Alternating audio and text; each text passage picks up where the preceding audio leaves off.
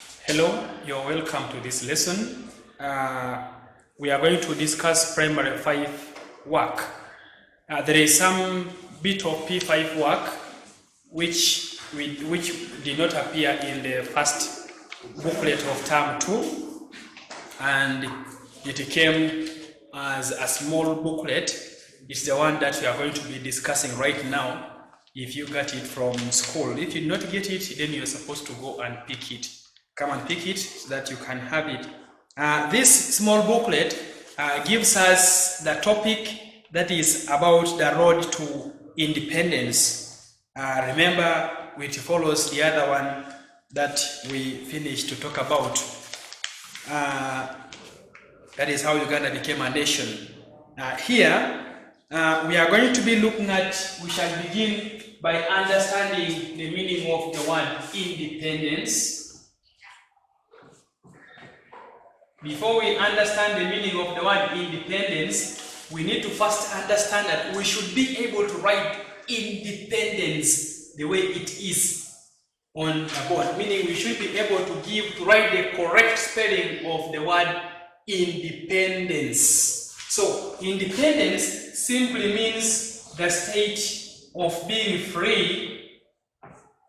Independence is the state of being free from foreign control.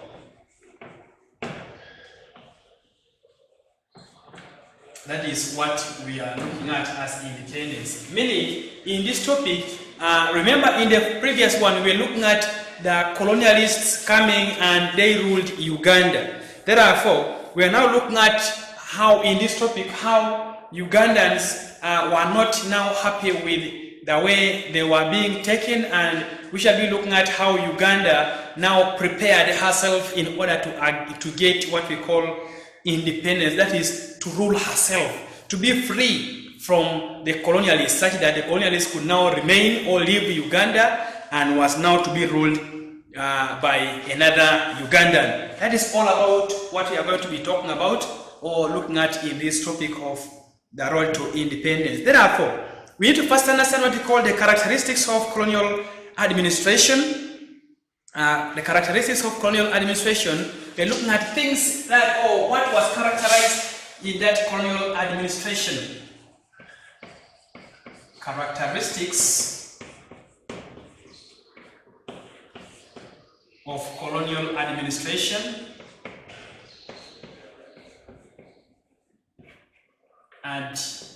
Administration.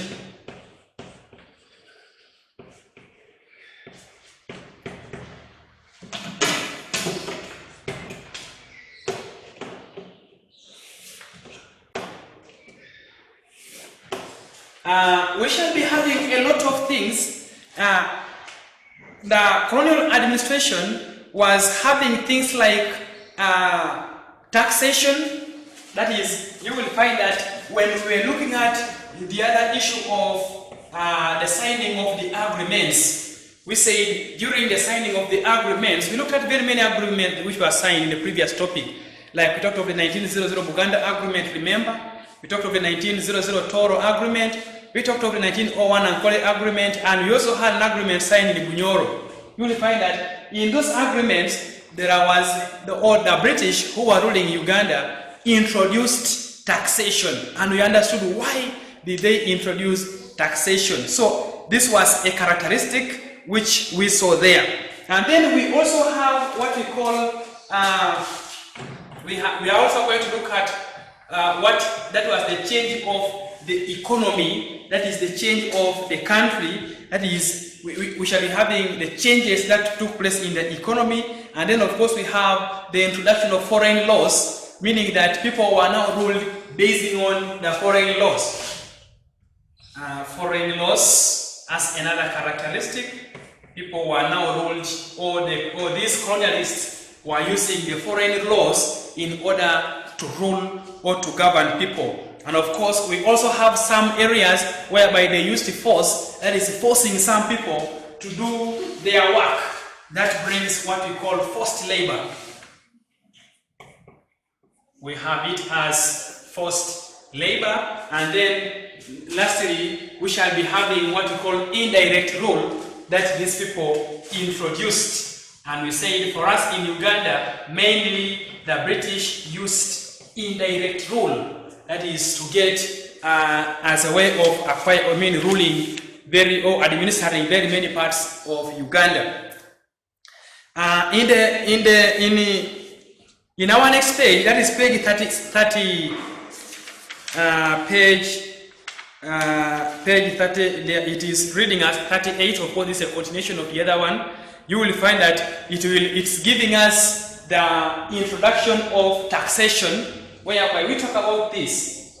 And like I have said, that in the signing of these agreements that they could sign with the locals in Uganda, the British introduced what we call hut and gun taxes. And we said whoever owned a hut, that's a grass-thatched house, had to pay a tax to the British government, and so apply to those who had guns. Remember, some people had acquired guns because we say that the Arabs had already come before the coming of these colonialists, and the Arabs had brought in guns.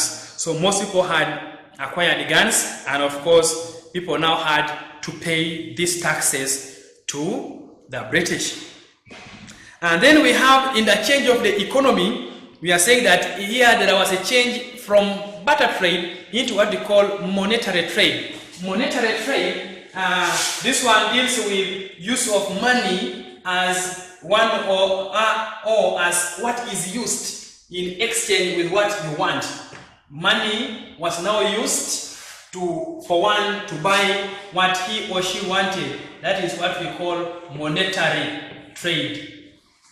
Monetary comes from the word money, which means that before then, we had, like when we were looking at the Arabs coming, we say the Arabs had brought in their goods that they wanted to exchange with those goods that were in Uganda. Like we say, the Arabs had brought in things like guns. In return, they wanted things in Uganda like ivory. So you could find that they could exchange things for things, goods for goods, without using money. And then we have now these colonialists bringing now in their administration the use of money as a medium of exchange, or as something that people can use to get what they want or to buy what they want. And you find that up now, we are having today our currency, our money that we call the Uganda shillings. It is what we want.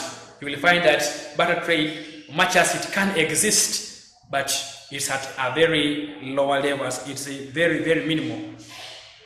Of course, we also need to note that we have the Arabs who had introduced the cowrie shells, and that was the first foreign currency, the first currency that we used in Uganda. And then we also have the rupees coming in, that is by the Indians. And then, of course, now we have the shillings that were introduced by these British. Foreign laws, we have said these British used their foreign laws to rule or to govern the people of Uganda. And then we also have land ownership, whereby when we're looking at the signing of the 1900 Buganda Agreement, we said the land in Buganda was divided into two. There was that land which was given the British government. We called it the Crown Land. This one was given to the British government, and then we said the other was given to the Kabaka and his chiefs. That is what we termed as the Milo land. The Milo land. We said this one was given to the Kabaka and his chiefs. And we say that it made the land owners in Uganda not to be happy with the signing of this 1900 Buganda Agreement. Reason being, land ownership was withdrawn from them, or was removed from them, and was given now to the two parties, that is Britain and the Kabaka together with his chiefs. So that is what we have on that 38 page. Then we go to page 39, which gives us the reaction of the Ugandans towards colonial rule. Reactions of Ugandans towards colonial rule.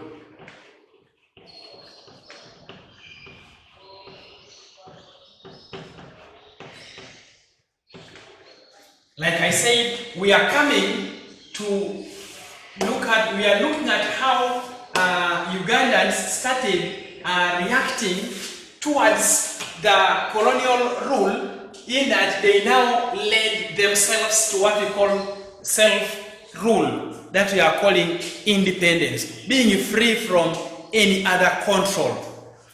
Here, we shall need to note that when the British were in Uganda, we have the people of Uganda reacting in two ways, or taking two sides.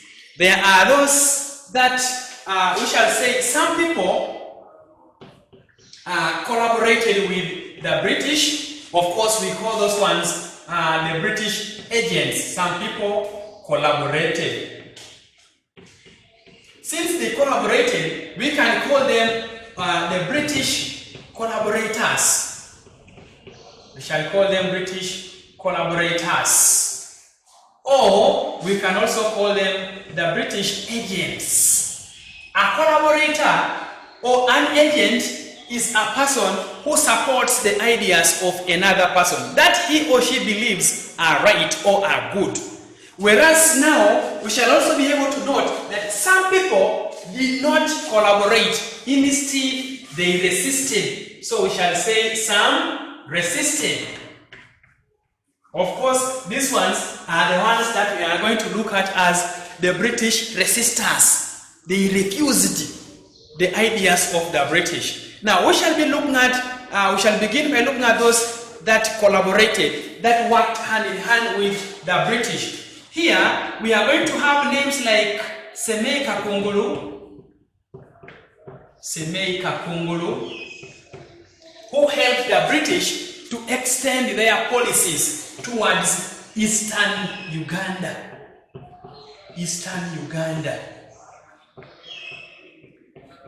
He worked together with the British. Therefore, we call him a British agent. Then we have Noah Mbaguta.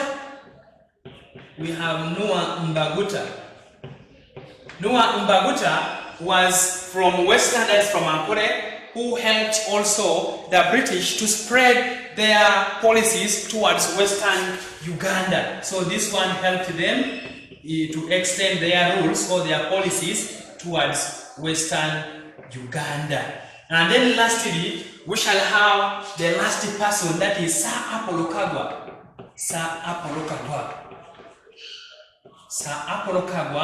was the Katikkiro of Buganda, meaning this one helped them to spread their policies towards central or in central Uganda. So these are the three main names that we are going to be discussing in this topic. Semei Kakungulu, that we are saying he helped the British. He worked together with the British to help them extend their policies towards Eastern. We have Noah Mbaguta, who helped them in Western. And then we have Sir Apollo Kagwa, who helped them to spread their British rule, that is in central Uganda. So those are the ones who worked hand in hand with the British. We shall be asking ourselves a question.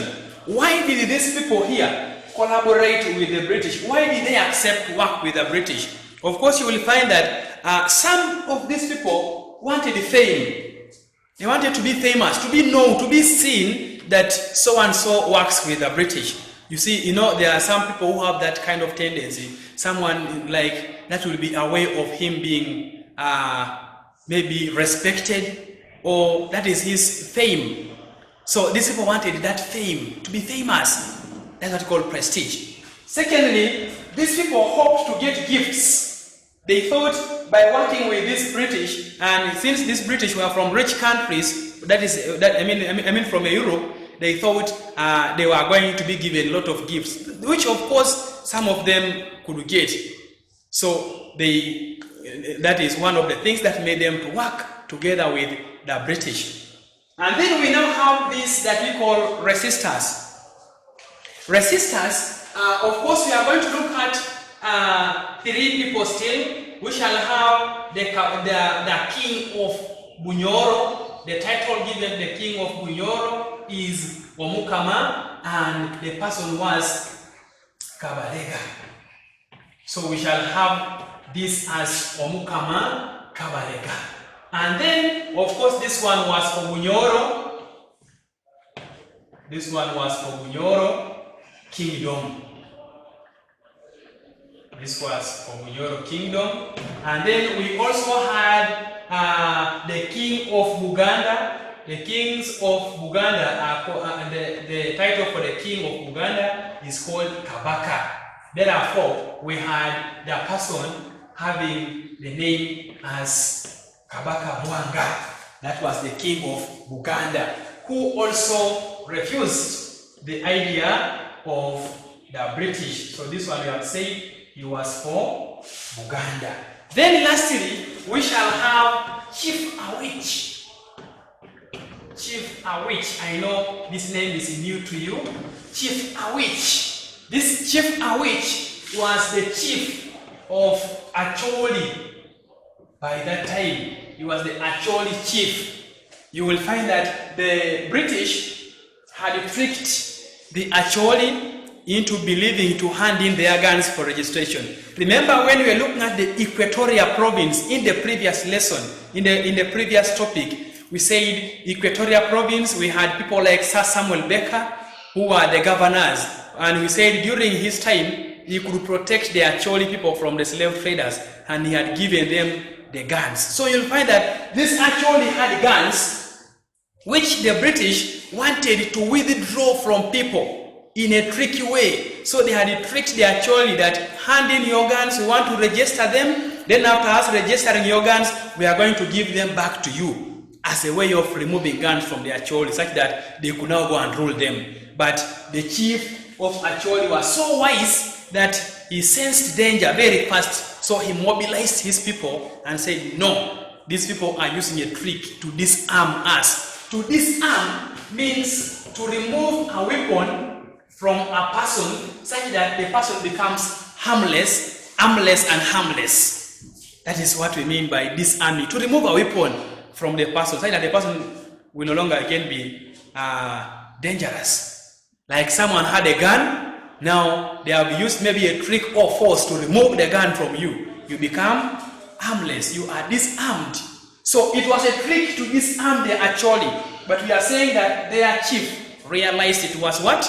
It was a trick. So he mobilized his people and said, let us refuse. So they refused to hand in the guns to the British for registration. As a result, the British used force to get the guns from them. So they went into a war that we call the Lamogi Rebellion. This brought what we call the Lamogi Rebellion. Lamogi Rebellion. That took place in 1911 to 1912. That is the time when that Lamogi Rebellion was there, and the leader was Chief Awich of Acholi. We have also Omukama Kabalega. We have said Omukama Kabalega refused to accept the ideas of the British to rule his kingdom. Why? He wanted to maintain their independence. Of course, we say that before the coming of these colonialists, different communities in Uganda were independently ruling themselves. You could find the Baganda were also independent, being headed or led by their king. You could find the Batoro the same. You could find the Banyoro the same. So people were independent in their respective or different territories. Then now, because of this British coming, they started now ruling people, and people had to lose independence slowly. So this gentleman did not want his kingdom to be lost or to be given the hands of the British. Therefore, he refused their ideas so that he maintains the independence of Bunyoro. But what we shall be understanding is, even Kabaka Mwanga had also refused the ideas of the British in his kingdom, that is in Buganda. And of course, we shall find that these areas, these people who had refused the British rule, the British decided to use force on them. Therefore, they brought them, or they took over their areas by force, by forcing them to accept them, to rule them. That is what happened here. So we find Omukama Kabalega was fought against by the British commissioner, that is Henry Colville, and then we have also the one of Buganda, that is Mwanga, the same. And what happened was that the two kings were at first enemies. That's what we need to note. When they were in their kingdoms, remember during those days, kingdoms could hate other tribes, could hate other tribes. There was such misunderstanding, such wrangles, such rivals. So you could find, such rivalry. Could find the Baganda not maybe in good terms with the Banyoro. Maybe the Banyoro are not in good terms with the Batoro. Such things, you could find a kingdom attacking another kingdom. So the two kings were at first great enemies, but when both of them were fought against by the British, they both ran away from their own kingdoms, and these two ran and hid in Lango. They went to hide in Lango where they met. Two of them met there, and when they met there hiding, they became very close friends. Why? They were both looking for safety now. There was again nothing like we are enemies. They now became very close friends. And we shall be able to note that we had Seneca Kungulu, who was the agent of the British towards where? Eastern Uganda. So Seneca Kungulu led Colonel Henry Colville towards that area, that is Lango, and the two kings were arrested and sent into exile, that is in the Seychelles Islands. That is where they were sent to serve their sentences, and that is where we have Kabaka Mwanga dying from, and then later on we have Omukama Kabalega also dying on the way back to his kingdom. So that is what happened with this. And then we have Chifawish, that we said he was also fought against. Much as he tried to stage a rebellion, he was defeated, and therefore they actually lost the war. And of course they were now disarmed. They now removed the guns from them. So that is what exactly happened. We are going to look at what made these people to resist. The first one we have said they wanted to maintain their independence.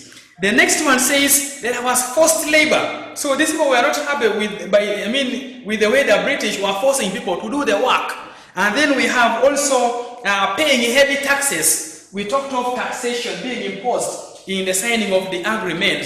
So you'll find that the British could charge people a lot of money as a tax or as taxation, and people now started hating them in that way. And then they lost land to the colonialists, like we were talking about the land owners in Buganda. We say the land was given to the British and the Kabaka together with these chiefs. Therefore, land ownership was withdrawn from the rest of the Baganda, and they were not now happy. They remained unhappy with that. So such things made them to hate the work of the British. And then also some people were tortured, some people were sent into exile, like we have already talked about these two kings. Then others were imprisoned, were killed in the war. So that is what made them to hate or not to support the ideas of the British. So we are going to look at what did they do to show that they were not happy with the British. We are now looking at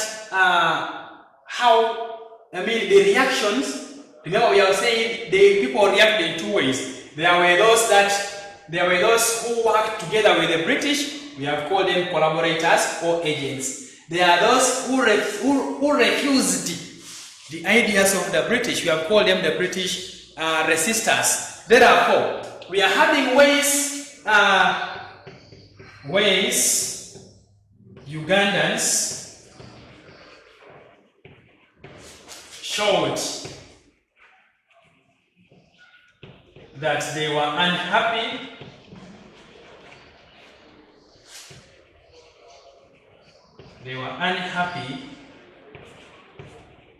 with the British.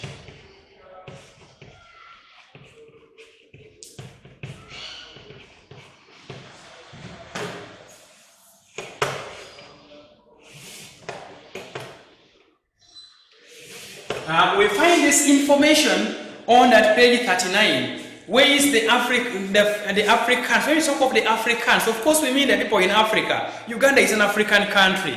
Therefore, when we look at ways Ugandans showed that they were not happy with the way the British were doing things. So what did they do? One, the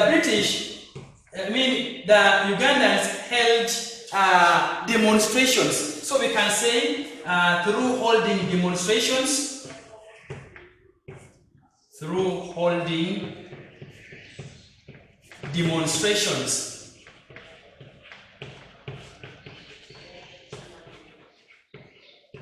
Then we have forming political parties. They now started forming political parties. And we shall be able to note that the political parties were mainly formed to demand for Uganda's independence.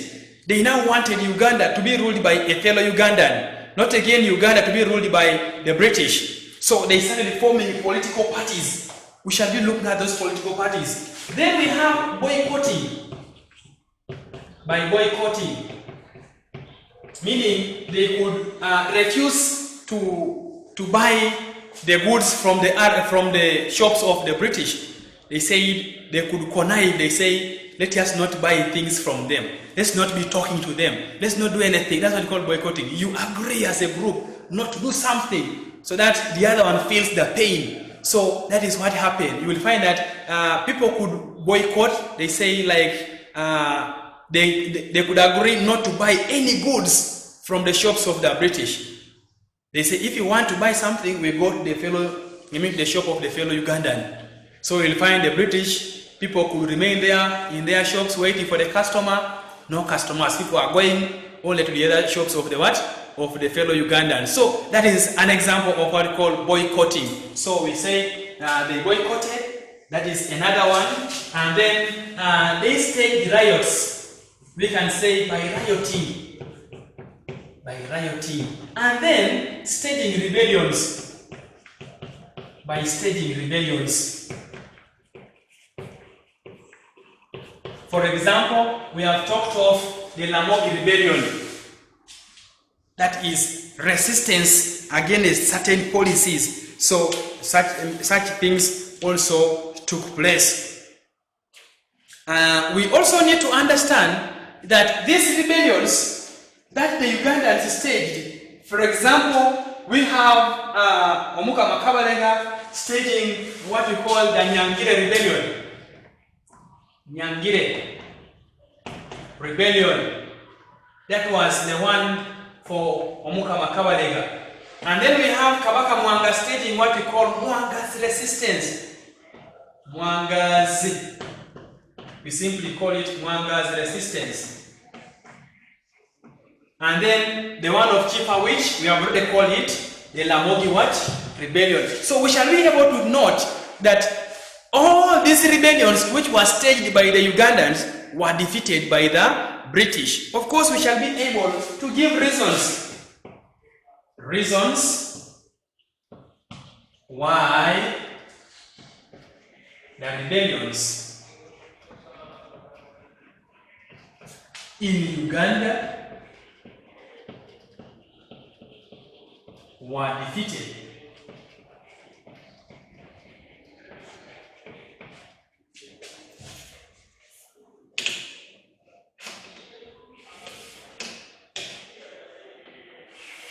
So we are understanding why were these rebellions, the Nyangire Rebellion, Mwanga's resistance, the Lamogi Rebellion by the Acholi, that is under the leadership of Chief Awich, all these rebellions were crushed. All of them were defeated by the British. Why? The first thing we need to note is that Ugandans were not united. Ugandans were not united.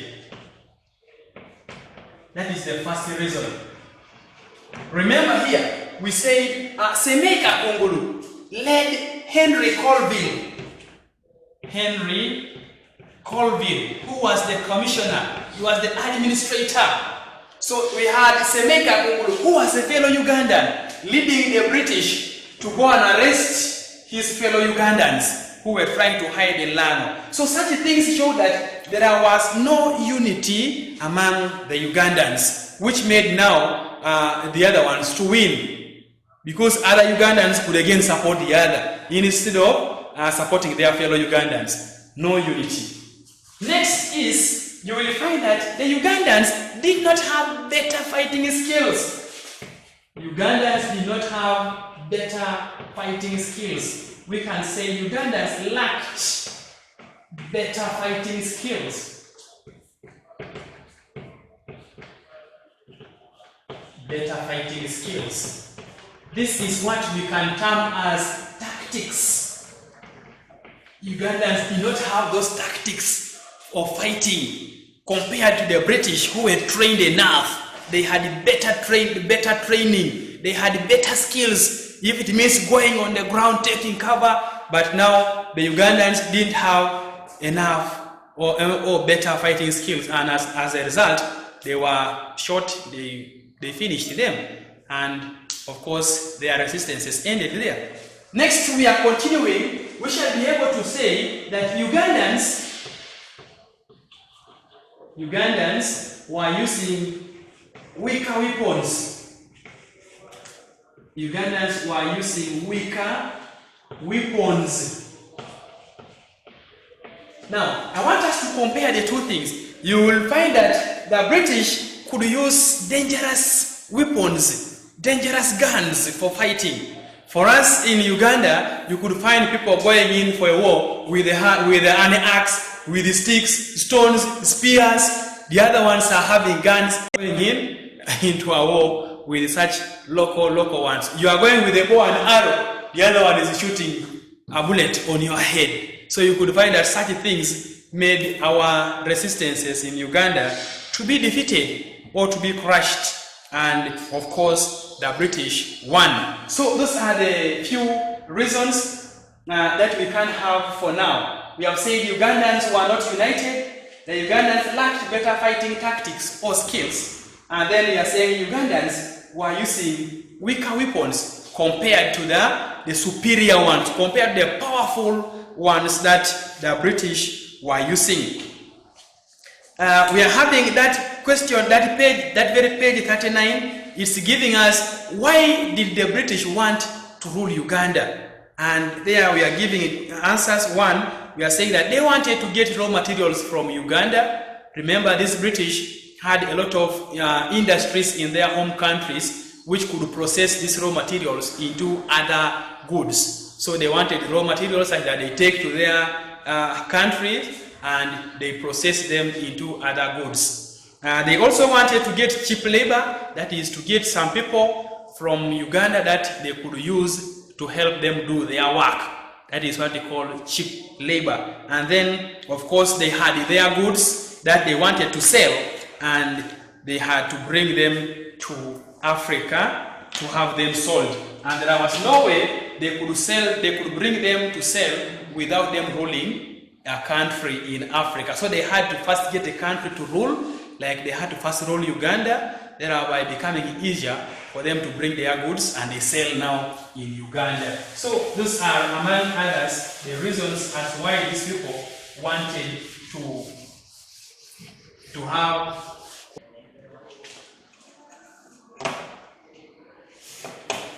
we are going in to look at what we call legislative council. Now, this legislative council comes in, we talked about foreign laws. So we are going to look at how the British were using their laws to rule Ugandans. Therefore, we are going to look at the legislative council that was formed in 1921. So this is what we write in short as LegCo. As a primary 5 child, you must be able to play around with LegCo. It is a commonly asked work in our class, and therefore we need to understand this lesson right now very, very well, such that in case a question, in fact, questions will come from Legislative Council, and you should be able to pass them. The first question which will come is for you to write LegCo in full. which you have already said, LegCo stands for Legislative Council. But you must be able to bring this legislative properly. Council, this one is simple. Of course, you have been talking about local council, even in the downer classes, P3, P4 there. So, we are going to understand that we have Legislative Council formed in 1921. That is the time when we had a British governor called Sir Robert Thorne Corendon. Sir Robert Thorne Corendon. So this is the first sentence that we are going to be having in this. It was formed in 1921 by Sir Robert Thorne Corendon. If they asked you, who was the British governor? We talked about British governors in the previous workbook, still for term 2. I say this one is the continuation of the other. In the other book, we talked of those governors. We began with the commissioners. We said before the headquarters was before bringing the headquarters from London, that is to Uganda, which was established at Entebbe, the title for the administrators in Uganda was that of a commissioner. And then we said by 1905, the British decided to transfer the capital, that is the headquarters, from London to Entebbe. And we say the title changed from a commissioner to a governor.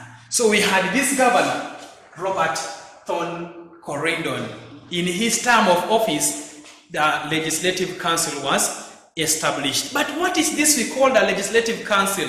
This was a body which was made purposely or mainly to set laws. In other words, today we have the Parliament of Uganda, or the Ugandan Parliament. Its work is to set laws. When they ask what is the major role of the Parliament, to set laws. So also here we have the Legislative Council, which was majorly set or founded or established to set laws. So we shall say it was the law-making body. It was the law-making body for the British government. A law-making body for the British government. Apart from making laws, this body was also responsible for advising the British government on national matters that they were supposed to take. That is what we have as the roles of the LegCo. But the main one was to set laws. Like I've said, this was the Parliament of Uganda during colonial rule. Colonial rule simply means the time when Uganda was being colonized, or Uganda was being ruled by the colonialists, of which colonialists we have understood they were the British. I hope you cannot forget that. Therefore, we are going to ask you a question. How is the Legislative Council similar to the Parliament of Uganda today? As we have said, the other one was the Parliament. Now today we have the Ugandan Parliament, and the similarity is both law-making bodies. The LegCo used to set laws that the Ugandan Parliament is also doing today. So that is how the two are similar. Now, what happened was that from this year 1921 up to 1945, it was so unfortunate that all the members who were in that parliament were from they were foreigners, let me say, which means there was no Ugandan. When you got the Parliament of Uganda today, you will find that it's only Ugandans who are there. We thank God for that. You find only Ugandans from different parts of Uganda representing their different constituencies. But before then, there was no Ugandan. The British were the only people who were there, meaning they could set their laws the way they wanted, and Ugandans were just to follow their laws. That's why we say there was use of foreign laws to govern Ugandans. Till 1945, whereby we are going to have the first 3 Ugandans being now nominated on that legislative council to be representatives now. So we shall say by 1945, the first three Ugandans were, get this well, nominated on the LegCo, which we are saying legislative council. That is what we are going to understand. The first 3 Ugandans were what? Nominated. Meaning they are going to ask you, how did the first 3 Ugandans enter the parliament? I mean, how did they become members of that LegCo? They were nominated, is the answer. You can say through nomination. Now, this was the time when we had the governor in Uganda, that was Sir John Hathorn Hall. I want to give you all this, such that tomorrow when you meet a question saying, who was the governor in Uganda? By the time the first 3 Ugandans were nominated on the LegCo, that was now Sir Hathorn Hall. Not again Sir Robert Thorn Corrindon. Robert Thorn Corrindon was at the time of its, when it was being established, at the time of its establishment. Then here now, we are now looking at John Hathorn Hall being the governor. That is when the first 3 people were represented or were nominated on the LegCo. Can we look at the first 3 people? That is what we are going to talk about. Now, the first 3 are, one person was picked from central Uganda. That is to represent central Uganda. Remember we said a member of parliament represents the people in his constituency. Where that person comes from, you find there is a person who is put there in the parliament to represent those people. So there was one person who was nominated to represent the people in central Uganda. We shall write the name. There was one who was nominated to represent the people in Eastern Uganda. Eastern Uganda. And then there was one who was nominated to represent those who are in Western Uganda. Now, after us understanding like this, we are now going to get the names. The first one for Uganda, for Central, a name was picked, that is Kawalia Kagwa. Kawalia Kagwa. Not again Apollo Kagwa. Those are 2 different names. So this one was nominated to represent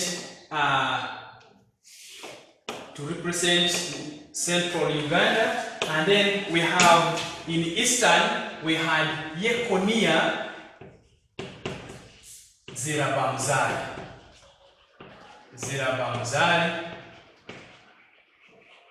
And then this is Yekonia Zirabamzali. And then lastly, for Western, we have Petero Nyangabyaki. Petero Nyangabyaki Akiki. That is the one who was now nominated to represent Western Uganda. Petero Nyangabyaki Akiki. We have Yekonia Zirabamzali nominated to represent where? Eastern. And then this was the secretary of Usoga by that time. And then we now have Kawalia Kagwa, who was nominated to represent Central, the people in Central Uganda. Which means, when we look at the map of Uganda, you will find that some regions were not represented at that time. Which means, by the time that is in the next year, that is now, this one happened in 1945. Now we are going to say, in 1946, that is a year later, or a year after, they now picked someone to represent Northern, that is Mr. Inyon, that is Yekosofati, Mr. Yekosofati Inyon. So we shall say in 1946, Mr. Yekosofati Inyon was also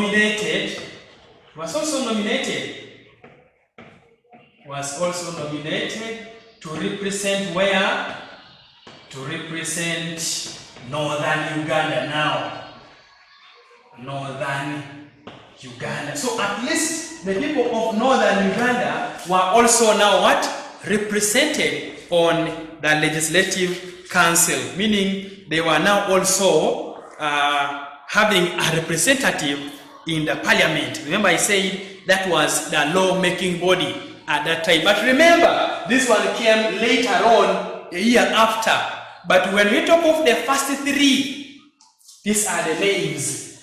Kawalia Kagwa, Yekonia Zirabamzale, Petero Nyangabiaki, Akiki. So that is what we need to understand about that Legislative Council. Like I have said, this is, people wanted to be represented, so they were not happy, and as a result, the British decided to bring people slowly until we have right now, as we are talking, right now we have the Parliament of Uganda only having Ugandans, that is representing their different or respective countries. Dear child, dear viewer, that is where we can end this lesson as per now. I must thank you so much for being part of this lesson. Thank you for watching. Keep subscribing, keep accessing more of these lessons so that you will be able to have the answers for the questions that you have in your booklet. May God bless you. Hope to see you another day.